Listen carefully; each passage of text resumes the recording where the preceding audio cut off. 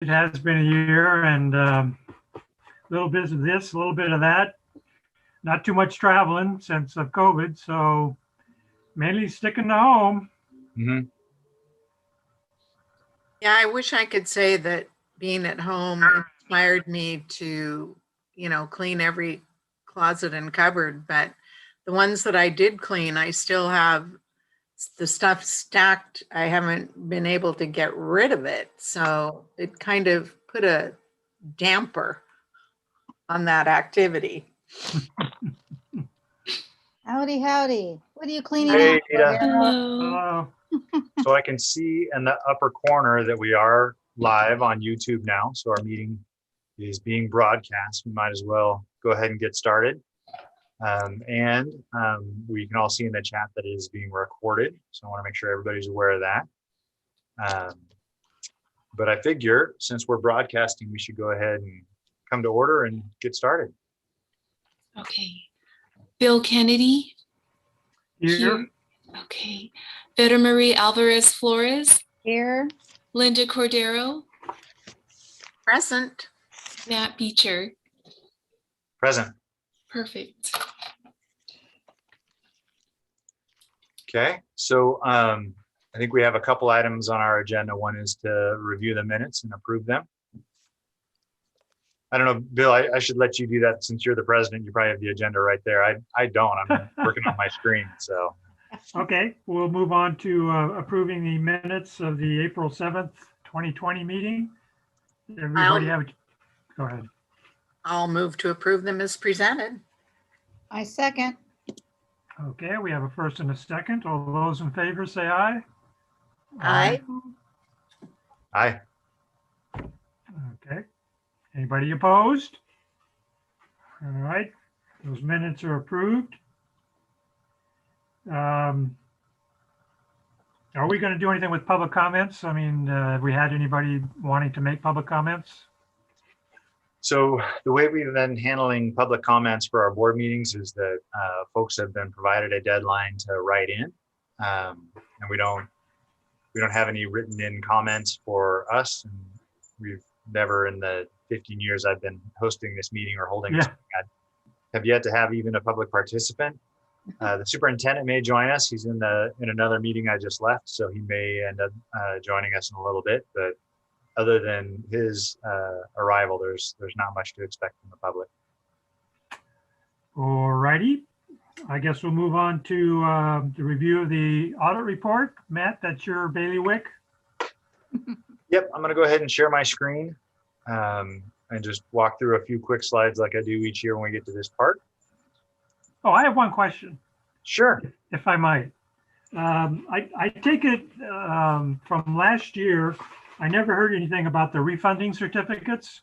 Mm-hmm. That never happened, I guess. Right. Yeah. No. So we got the documents kind of staged for approval. Rates got a little iffy, but in many ways the rates improved over time and at one point kind of suddenly.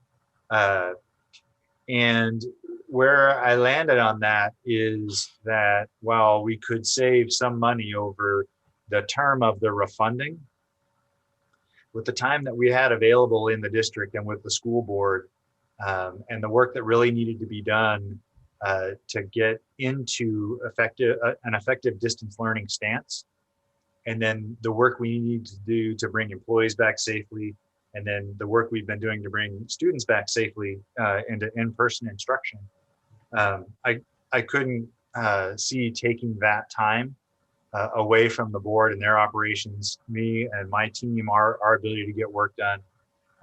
So we kind of hit pause on those documents. They actually expired just a few weeks ago, maybe 6 weeks ago. So we did not pursue the refunding at this time. Okay, thank you. Mm-hmm. Thank you. Good question. Appreciate that.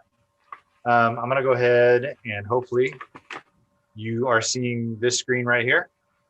No, you're seeing this screen. Do you see the Capital Facilities Corporation presentation? You do? Yes. Yes. Great. All right.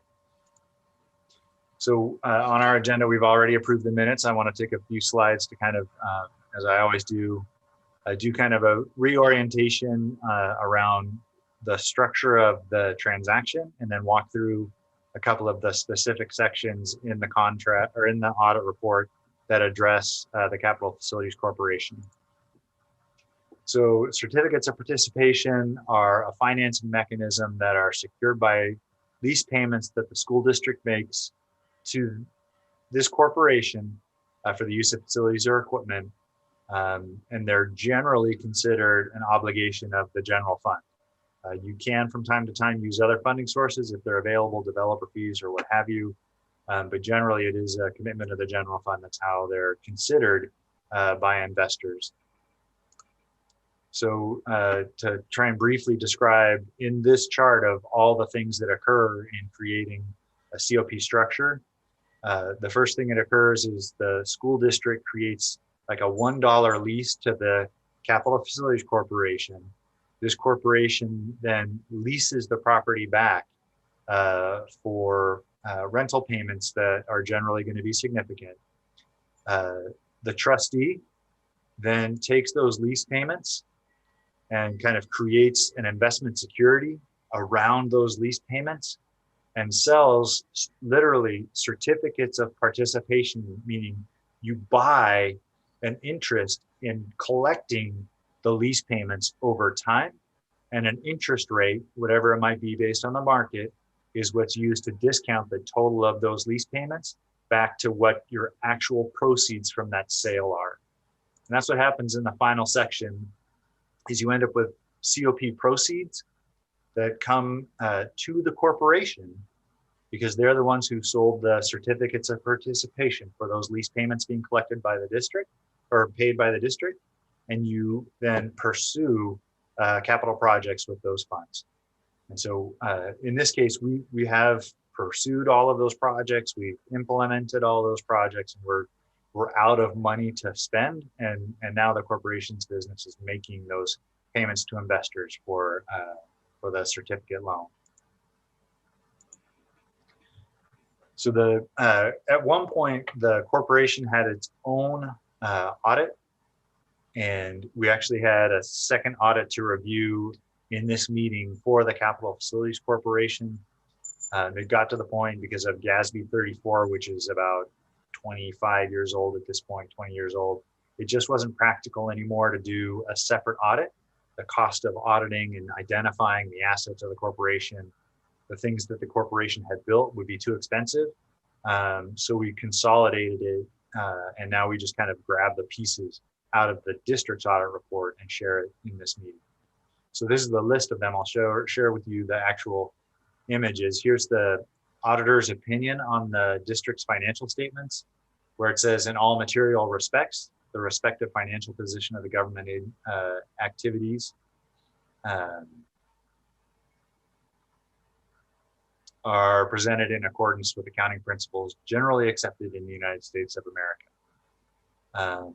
And the main thing they talk about is present fairly. So they're not perfect, but present fairly means that the user of the financial statements can read and rely on the numbers that are in there. Whoop, I went too far.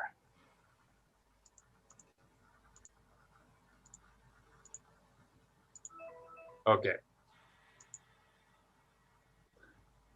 So just to give you an idea of what the assessed valuations are, this really pertains more to the general obligation bonds and the property that's used to secure those payments, but I share it just to show the growth in the value of properties inside of the city of Santa Maria. Some of this is going to be obviously from new development that we've seen going on in our community. Some of it is also just from transactions. Each time that someone sells a transaction in a growing market, the assessed value of that property also steps up to that new purchase price from whatever its original purchase price was. So those are the two things that are influencing these numbers, but you can see quite a bit of growth, almost $2 billion in growth over the last 5 years in assessed valuation.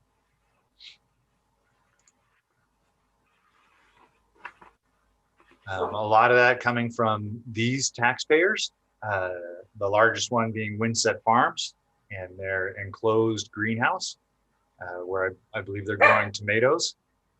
My dogs love community investment conversations, so they always chime in when I start talking about this stuff. So I apologize.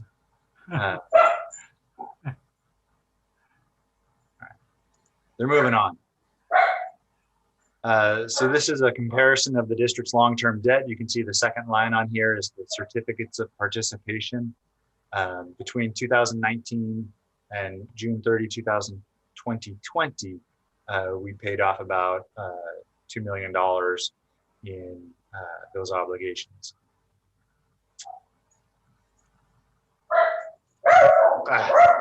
I keep thinking I need to click each time, and I was smart enough to think ahead so that I wouldn't have to do that.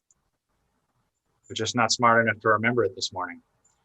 So in this long paragraph is the description of what a component unit is in the eyes of the governmental. Georgie!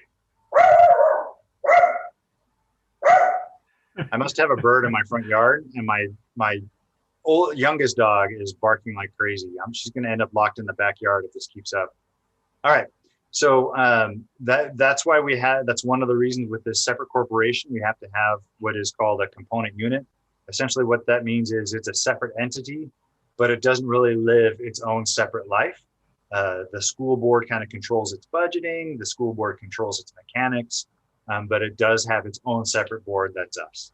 So that's essentially what this all describes, and why, again, why we don't have a separate audit report as well, because we're controlled by the school board. So this is obviously an important depiction of the activity in our general long-term debt, as far as any new debt or any payments against those debts. This is principal only, but again, it shows that we paid down about $2.3 million worth of the certificates of participation this year.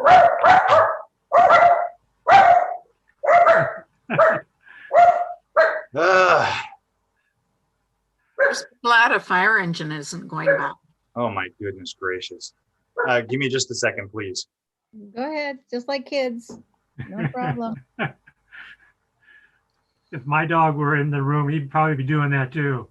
Yeah, of course. Or the kids will walk by right now. Who knows? Yeah. I have the sliding door open and the front door open, so you may hear a lowrider go by with the blasting of the music for entertainment. Happens about 4 o'clock every day.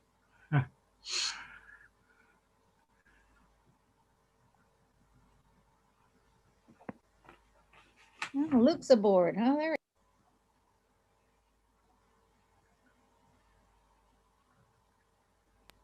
there he is. If you could open more than one Zoom screen at a time on your computer, I would have been doing it. I'm afraid what might happen if you tried to do that.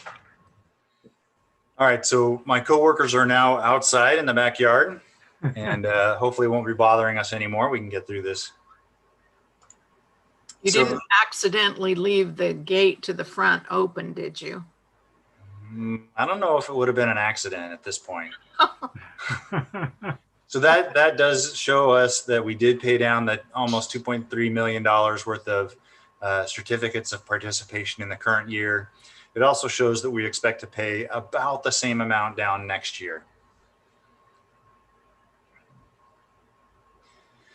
So again, in our audit report, as it was last year, we have a few ASB findings. The auditors always seem to find those. The decentralized nature of that work generally creates findings. It's really an informal process, but there weren't any findings that related to the corporation's business or the certificates of participation. What we did see in that audit report that the balance is around 29 million. Our annual debt service, including interest, is about 3.5 million. We have a range of interest rates based on when those certificates are paid based on the term, and funds available to draw is 0. Like I said, we have completed all of those projects that were connected specifically to the certificates of participation. In fact, we've received reimbursement from the state on several of those. Some of the funds were used for the Tommy Kunst expansion and the Jimenez expansion and the Aquistapache school site. We kind of connected those funds to those places, and we've collected reimbursement on each of those at this point. So that's good news. It's always good to be able to get that reimbursement and then pursue additional projects. So I have a slide on here just to make sure that we talk about expiring terms. I think the last time I shared this was June 30, was the year June 30 of 2019, and that was Bill's expiring year. So he has decided at that time to re-up, and there are 6-year terms. Jessica informed me that she saw that. And so Bill, you'd be now in your second term, or second year of your term, and then Linda and Vita, you were both brought on at that same time. So we're all kind of in the same place with about 5 years left on our respective terms. And the reason I put this out there is just that at some point it will be that time to have a conversation about whether you'd be interested, each of you, in continuing, or if we need to look for another officer. So at this point, no one has an expiring term, and so I'm kind of expecting that each of us will be back for next year's audit report and our next meeting in May of 2022. So I don't know, Matt. This is a very time-consuming It's funny. project. It's hard to make these meetings, Matt. Right? I tell you, Zoom makes this stuff so much more convenient. Literally back to back to back to back meetings today, and I could make them all without having to change my location, drive, or anything. You can make everything. You can always fit in another meeting. So that does make it a lot more convenient. There is, Linda, there is more work that occurs when you actually go through a financing and you have hundreds of pages to review if you're interested, to make sure you understand what the documents show. So whenever that happens, probably I'm not reliable. You're not available. All right. No, I said reliable. Reliable. All right. Well, the great news is that our bond counsel, Audit, they are the best in the business at doing this financing, and they're a really good support to make sure that we have clean documents going forward. So even then, Ms. Cordero, I think you'll have all the reliability we need to get a good handle on what the documents say.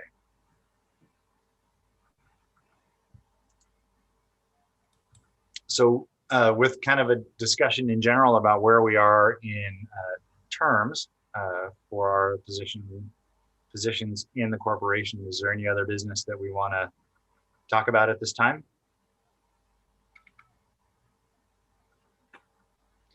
Are there any? I don't know. This could be the shortest meeting on record. It may be. It may be. And Any that's questions? okay. Yeah, I'm all right with that. 18 minutes? I don't think there is, unless I missed something somewhere. Well, the school board members, Vita and Linda, they've seen the audit report before, so they've got a head start on you, Bill. If you have any questions, don't hesitate to bring it out. I have none. He runs a clean ship. Got a great team, I'll tell you that. So, Mr. Ontiveros, you joined us. Do you have any words of wisdom to share? No, the numbers don't lie. That's what I like about numbers. This is true. When you got a great team like Matt and Jessica running that ship over in business services, you know the numbers are truthful. Thank you. Always. Well, you know, we only do the audits because we have to, not because we don't think that, you know, the numbers aren't truthful. We got an email recently from our auditor. I'll share real quick. Luke already knows this. Yeah. And it just speaks to the team that we have at Santa Maria Bonita. We have an auditor who does audits of several school districts up and down the state. Eide Bailey is one of the really big firms. They do several school districts.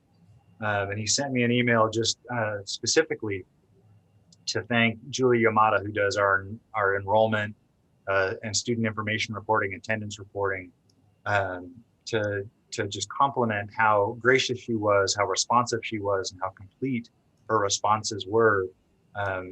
Linda, you and Vita know that we kind of turned attendance reporting on its ear in the middle of the year to start calculating student engagement as opposed to student attendance, active engagement.